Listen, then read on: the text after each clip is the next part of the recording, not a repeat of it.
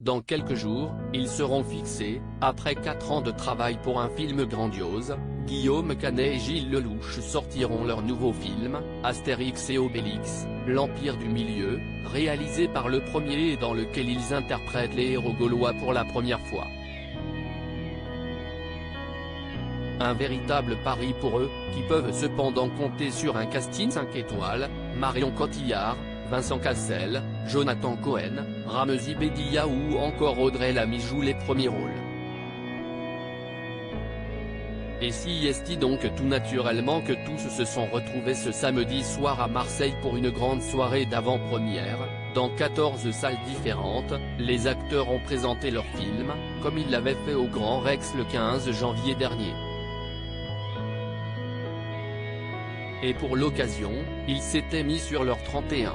Si les deux héros, Guillaume Canet et Gilles Lellouche, qui sont allés à la rencontre des fans le long du tapis rouge, avaient choisi un simple manteau noir, Marion Cotillard, quant à elle, était très classe, avec une veste noire et une jupe longue Chanel, les cheveux détachés et visiblement détendus. Un manteau de fourrure.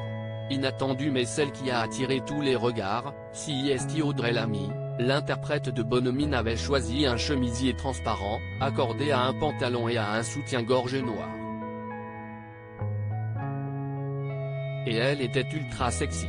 Malheureusement pour elle, son mari dans le film, Jérôme Commandeur, était absent pour cette fois, sûrement pris par un autre projet, tout comme Angèle, Zlatan Ibrahimovic, Franck Gastambide et d'autres.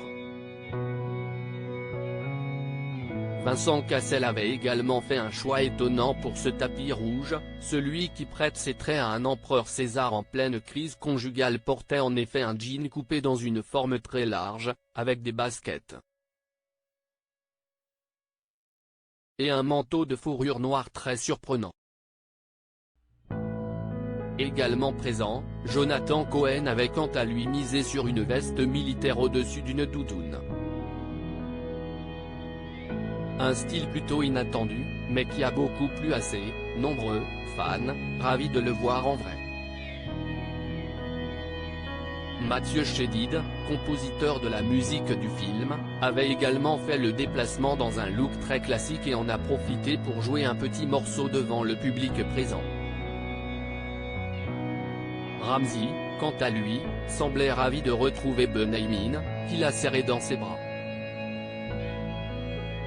Issa Doumbia ou encore José Garcia et Vincent Desagna étaient enfin présents eux aussi pour ces dernières retrouvailles avant le grand jour.